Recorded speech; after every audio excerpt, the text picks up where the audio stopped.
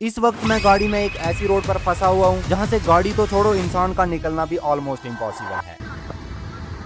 और सिर्फ इतना ही नहीं, मैं आज आपको एक ऐसी रोड दिखाऊंगा जहाँ से गाड़ियों को जेसीबी की हेल्प से निकालना पड़ता है और रोड क्रॉस करने के लिए लोगों की कुछ ऐसी भीड़ लगी होती है। जिसमें शुरू करते हैं सबसे पहली रोड से, जो कि जम्मू के एक छोटे से गांव के लिए जाती है। सामने इस टाइम आप जो पानी देख रहे हो, इसका फ्लो इतना ज्यादा है कि ऑनेस्टली मुझे खुद समझ नहीं आ रहा है कि हम यहाँ से आगे कैसे जाएंगे। देखो, कहने को तो हमारा देश विश्व गुरु है और हमारा जम्मू एक स्मार्ट सिटी। आज जब भारत ग्लोबल प्लेटफॉर्म पर कुछ कहता है तो दुनिया सुनती है। लेकिन रियलिटी तो ये है कि आज भी कुछ जगहों पर लोगों को बारिश के बाद अपने ही गांव से बाहर निकलने के लिए ऐसी सिचुएशंस फेस करनी पड़ती हैं। और इस गांव से शहर जाने के लिए इस रोड के अलावा और कोई रास्ता नहीं है। लेकिन ये सिर्फ बारिश की गलती नहीं है। माना कि इस वक्त बारिश बहुत ज्यादा हुई थी, इसलिए पानी का फ्लो इतना डेंजरस हो गया। लेकिन जब मैंने यहाँ के लोगों से बात करी तो मुझे पता चला कि इस रोड को बने हुए 7 से 8 साल हो चुके हैं, लेकिन अभी तक यहाँ पर एक प्रॉपर ब्रिज तक नहीं बन पाया। मतलब बारिश आती है, पानी बढ़ता है और गांव का कनेक्शन शहर से ऑलमोस्ट कट हो जाता है। लोगों को इमरजेंसी में कहीं जाना पड़े तो बेचारे क्या करें।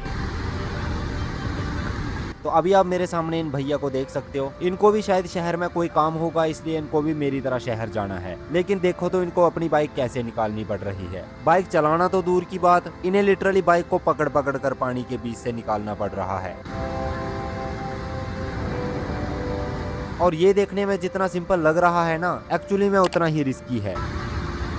क्योंकि पीछे से पानी का फ्लो इतना तेज था कि अगर कोई इंसान बैलेंस लूज करके इसमें गिर जाए तो वो सिर्फ इस पानी में भीगेगा नहीं, बल्कि पानी के फ्लो के साथ बह भी सकता है।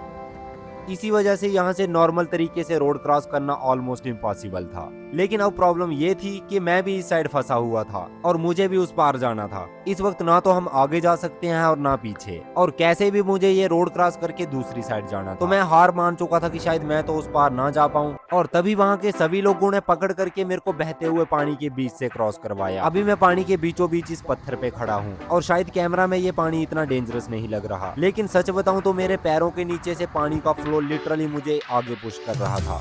और सभी भैया और अंकल की मदद से फाइनली मैं रोड की दूसरी साइड आ गया। भाई साहब, लिटरली मैं एक्सपेक्ट नहीं किया था कि ये रोड क्रॉस करने में इतनी मेहनत लगेगी। जैसे तैसे मैं इस डेंजरस रोड को तो क्रॉस कर लेता हूँ, लेकिन मुझे नहीं पता था कि अगली रोड इससे भी ज्यादा डेंजरस होने वाली है। इस बात का अंदाजा आप इसी बात से लगा सकते हो कि इस रोड से गुजरते हुए एक ट्रक इसी में फंस चुका था, और अगर जेसीबी टाइम से नहीं पहुंचती तो चांसेस थे कि ये ट्रक रोड से नीचे भी स्लाइड कर सकता था। और इंटरेस्टिंग बात तो ये है कि ये कोई एक बार की प्रॉब्लम नहीं है। ये रोड भी जम्मू के एक गांव को कनेक्ट करती है और मेरे गांव की तरफ जाती है। और यहाँ पे पिछले 1-2 साल से जब भी बारिश होती है, बार बार यहाँ पर लैंडस्लाइड हो जाती है और लोगों को यहाँ से आर पार जाने के लिए पूरा पूरा दिन भी वेट करना पड़ता है। अब इस ट्रक की वजह से यहाँ पर सिर्फ हम लोग ही नहीं, दोनों तरफ से आने जाने वाली गाड़ियां भी फंसी हुई थी और दोनों तरफ लोग बैठ के बस यहाँ से निकलने का वेट कर रहे थे। ये देखो, यहाँ पर ट्रक को जेसीबी की हेल्प से निकाला जा रहा है। ट्रक थोड़ा थोड़ा आगे की तरफ मूव कर रहा है।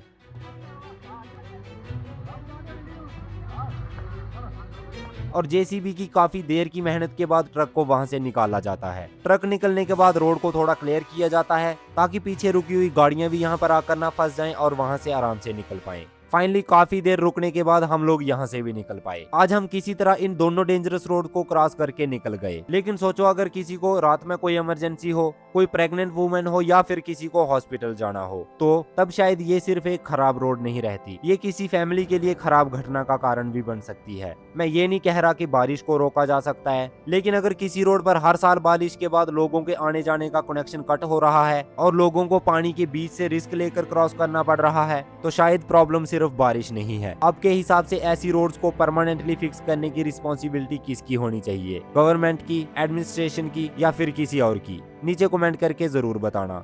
और अगर आप लोगों को ऐसी और भी वीडियोस देखनी है तो चैनल को भी सब्सक्राइब कर लेना। मिलते हैं किसी और वीडियो में, तब तक के लिए बाय बाय, टेक केयर।